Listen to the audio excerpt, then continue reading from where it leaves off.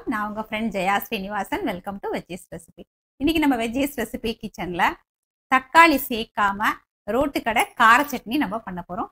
ரொம்ப டேஸ்டா இருக்கும், நல்ல காரசாரமா சூப்பரா இருக்கும். 2 இட்லி எக்ஸ்ட்ராவே சாப்பிடலாம்.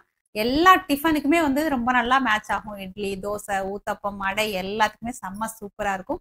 ரோட்டு கடை சட்னி அப்படின்னாலே தண்ணியா இருக்கும் இல்லையா? நம்ம இந்த சட்னியும் அதே மாதிரிதான், நல்லா தண்ணியா இருக்கும். எப்பயுமே நம்ம கார சட்னி அப்படின்னாலே தக்காளி சேர்த்து தான் பண்ணுவோம். ஒரு முறை இந்த தக்காளி இல்லாம இந்த மெத்தட் நீங்க செஞ்சு பாருங்க, கண்டிப்பா அது எல்லாருக்குமே ரொம்ப பிடிக்கும். சிம்பிளா வீட்டில் இருக்கிற இன்கிரீடியன்ஸ் வச்சு குவிக்கா பண்ணிடலாம். ஃபர்ஸ்ட் டைம் சேனலை பாக்குறீங்கன்னா ப்ளீஸ் சப்ஸ்கிரைப் பண்ணுங்க. பெல் ஐக்கானை கிளிக் பண்ணி ஆல் ஆப்ஷன் கொடுத்துட்டீங்கன்னா நான் போடக்கூடிய எல்லா வீடியோஸும் குவிக்கா உங்களுக்கு ரீச் ஆகும். வாங்க ஈஸியா எப்படி பண்றதுன்னு பார்க்கலாம். தக்காளி சேர்க்காத ரோட்டு கடை கார சட்னி பண்றதுக்கு ஸ்டவ்ல ஒரு கடாய் வச்சுட்டு 1 டேபிள் ஸ்பூன் நல்லெண்ணெய் ஆட் பண்ணிக்கலாம். எண்ணெய் சூடானதும் 1 டேபிள் ஸ்பூன் உளுத்தம்பருப்பு ஆட் பண்ணிக்கலாம். உளுத்தம்பருப்பு நல்லா செவந்து வர்ற வரைக்கும் நல்லா வறுத்துக்கணும்.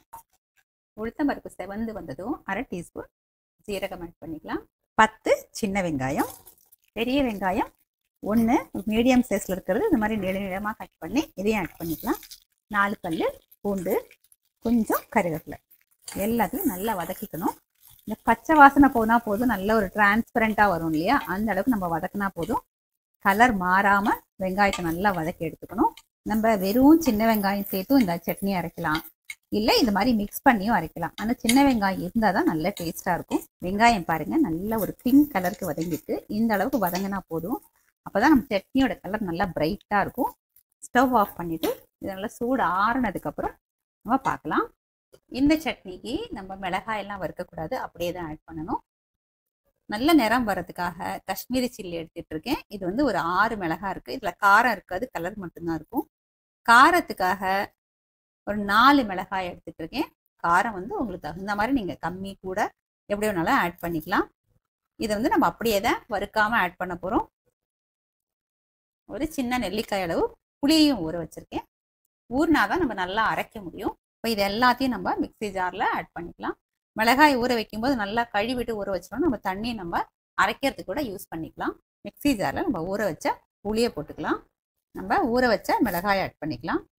சட்னிக்கு தேவையான அளவு உப்பு, கொஞ்சம் கொஞ்சமாக தண்ணியை சேர்த்து இந்த மிளகாயும் புளியும் நல்லா நைஸாக அரைச்சி எடுத்துக்கணும்.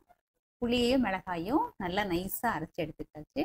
இதில் நம்ம வறுத்து வச்சுருக்கோம் இல்லையா, வெங்காயம், உளுத்தம்பருப்பு எல்லாமே அதை ஆட் பண்ணிக்கலாம். ஆட் பண்ணிவிட்டு தேவையான அளவு தண்ணியை ஊற்றிட்டு நல்லா நைஸாக அரைச்சி எடுத்துக்கணும்.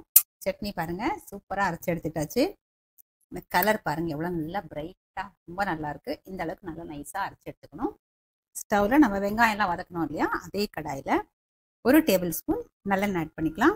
எண்ணெய் சூடானதும் 1 டீஸ்பூன் கடுகு ஆட் பண்ணிக்கோங்க. கடுகு வெடித்ததும் 1/2 டீஸ்பூன் உளுத்தம்பருப்பு, 2 காஞ்ச மிளகாய், கொஞ்சம் கருவேப்பிலை எல்லாத்தையும் நல்லா வதக்கி விட்டுக்கோங்க. இந்த கடாயில் நம்ம அரைச்சி வச்சுருக்கோம் இல்லையா, அந்த சட்னியை ஆட் பண்ணிடுங்க. மிக்ஸி ஜாரில் நல்லா ஒரு டம்ளர் தண்ணியை ஊற்றி நல்லா கலக்கி இதில் சேர்த்துருங்க.